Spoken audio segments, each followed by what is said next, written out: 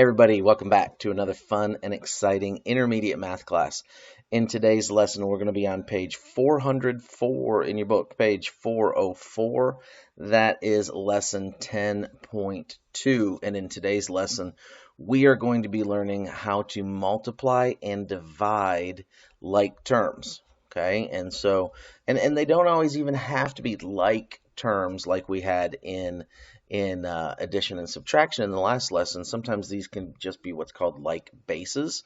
So we'll kind of talk about that here in just a little bit. So if you will, go ahead and open your book there to page 404 and look down here at my screen. All right, so if we're going to be multiplying and dividing like terms, again, they're not like terms all the time. Like, for example, this x cubed and x squared are not like terms. Like, we couldn't add those together, right? So they're not like terms as much as they are, if you look down here, I put like bases. What does the word base mean? So let's look at this and let's talk about this little problem that we have here. This is called the base. All right, so and then this number up here is called the exponent. So when the bases are the same, we can multiply. The exponents don't have to be the same. Now, they do have to be the same in addition and subtraction. We talked about that in the last lesson. But in multiplication and division, the only thing that has to be the same is the base. We can have different exponents. Now, let's talk about how would we do this.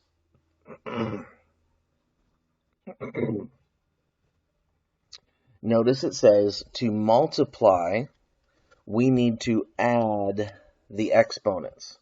It's really that easy. And I'm going to show you why it's that easy, but it's really that easy. So we just need to say to keep the base the same. So the base is x, and then we would say 3 plus 2. Don't do 3 times 2 because that's going to mess you up. So 3 plus 2 equals 5.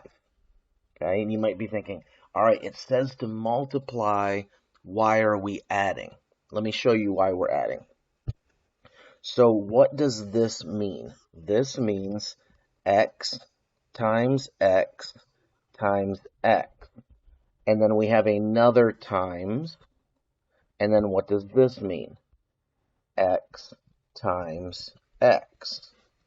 So let's go ahead and look at this. Now, what do we have? We have x times x times x times x times x.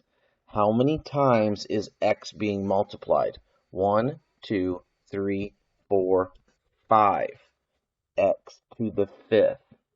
It is not, we don't say 3 times 2. This is not x to the 6th. That doesn't work that way. This is x to the 5th because of this. There's 3 x's there. There's 2 x's there. And then we are multiplying those together. So it's x to the 5th. Very important that you understand that concept because you will put the wrong number of exponent if you don't realize that. So this is adding. When we multiply, say it with me, okay? I know that I can't hear you saying it. When we multiply,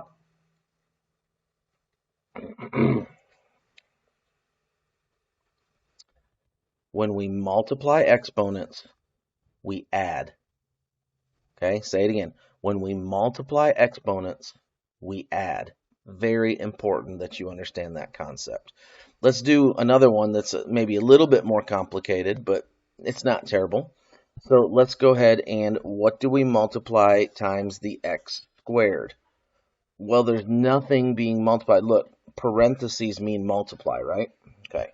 So there's nothing being multiplied by the x squared. There's no other like base, right? So that would equal just x squared because there's nothing to multiply it by. Just like when we didn't have anything to add to it, we didn't do anything with it. So there's nothing to multiply, so we just leave it alone. Now, there is something here with the y term. So we'd write our y term, and notice we have a 4 times a 3. Say it with me. When we multiply exponents, we add. So 4 plus 3 equals y to the 7th. The answer to this one would be x squared y to the 7th. Same process here. Let's do this next one. So now we have the k term, and look, here's a k. All right, so k, and that's going to equal what? When we multiply exponents, we add k3, k4. 3 times 4 is 3 plus 4 because they're exponents. So we're going to have a k to the 7th. 3 plus 4 is 7. Now, this one's a little bit tricky here. So w and w, we're going to multiply those w's together. Now, you might think we don't have anything, so it's just going to be w to the 9th. No, it's not. Remember, there's always an understood 1. Always. If that was a 0, w to the 0 actually equals 1. So we can't have w to the 0. It's not w to the 0. It's w to the first power, or w to the 1. And when we have that, we have to say 1 plus 9, and 1 plus 9 equals 10.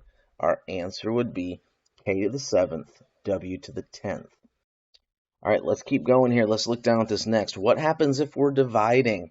So this is on the bottom of page 405. What happens if we're dividing like bases? So to divide a like base, subtract the exponents. So just like when we were doing multiplication, when we multiply, we add. Say this with me. When we divide like bases, we subtract the exponents. When we divide exponents, we subtract. It's very important to understand those two concepts right there. So here's what we're going to do. We're going to take this and we're going to say, okay, 3 minus 2 equals 1. So our answer would be x to the 1, which equals just x. The answer to this one would be just x. Let's do z to the 6th over z to the 3rd. Okay, so that would equal, all you would do is say 6 minus 3, and 6 minus 3 is 3. So you would have z to the 3rd power, and that would be your answer.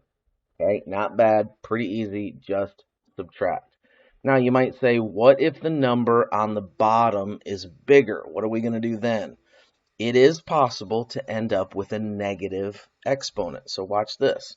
Now we have the 3 on top. So again, we just subtract, but we always subtract the top minus the bottom. So here's what it's going to look like. 3 minus 5. Ooh, wait a second. What is 3 minus 5? Well, you should remember from when we did positive and negative numbers earlier in the year. If you need to go back and review that, please do. But when you subtract 3 minus 5, you just subtract, so 5 minus 3 gives you 2. But then you take the sign of the larger, and the sign of the larger is the negative 5. So that would be negative 2. And it's okay to have a negative 2 exponent. So the answer to this one would be a to the negative 2 power. That would be your answer. Now, later on in algebra class, once you get there, you're going to learn kind of how to deal with that negative exponent. We're just going to leave it there right now, and then we're going to learn later how to really kind of deal with that when we get that negative exponent. There's some things that we can do to that to kind of clean that up a little bit. But yeah, you can have negative exponents. Let's do one more of these, just kind of a little bit more practice. We'll say x to the 9th over x to the 15th. All right, we'll use some bigger numbers in there because you will get them with big numbers, so you have to be able to handle these. We're dividing, so we're going to be subtracting. You always subtract, you always start with the first number, so 9 minus 15 equals, and again, we're stuck with this, you can't subtract 15 from 9. So what you do is you subtract 15 minus 9, and that's going to give you 6. You take the sign of the larger. 15 is larger, and it's a negative, so we're going to have negative 6. So it would be x to the negative 6, and that would be your final answer right there. If you want to, real quick, I'll just give you, since this was a shorter lesson, I'll give you a little bit of it's called a fast fact in your book. Look at page 406. You'll see fast facts with negative exponents. When I said it, we'll teach it in algebra, I don't know. I decided to teach it right here really quick because it doesn't take much time. Here's the cool thing about negative exponents. When you have x to the negative sixth, all right, just like we had right here in this answer, we can actually clean that up a little bit by rotating this to the denominator, okay? And there's the math behind why you do it.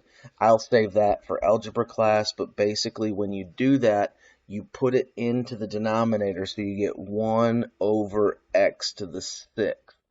Now that's not a negative 6, that's just x to the sixth. This right here equals this right here. Those are the same things. So if you want to have a positive exponent, then you put it into the denominator and make it a fraction. Another way to look at this, let me kind of go back here real quick. Another way to look at this is that you always want to keep it in the place that it's bigger. So if the 15 is bigger, you're going to do your subtraction. 15 minus 9, you're going to get 6. So you would have, this would almost like cancel out up here. And you would end up with 1 over, and then 15 minus 9 is 6. So you would end up with, your answer is always going to be where the number is bigger. And I know that's a little bit complicated. That's a fast fact. You don't really need to know that. What you need to know for this lesson, okay, is that you can have a negative exponent. So the answer to this one for right now in this lesson that we're teaching would be x to the negative 6. Just know in the future we'll be taking that and we'll be putting it into the denominator to make 1 over x to the 6th. Both of those are the same answer. There's no difference. These have equality, so they are equal. X to the negative 6 equals 1 over x to the 6th. They are the same exact thing, okay? So, yeah, that's just something for the future. But for now, just make sure that you know x to the negative 6th. That's all I have for you in this lesson. Nice short lesson there, something that hopefully you can handle pretty easy. We're just adding and subtracting, okay? If it's multiply, you add. If it's divide, you subtract. It's that easy. All right? Can't make it any easier than that. I try. All right, if you missed anything there, make sure you slide it back, watch it again. That's all I've got for you in this lesson. I wish I could have made it harder, but I couldn't. I'm sorry. I try. All right, we'll see you later. You have a good one. Bye-bye.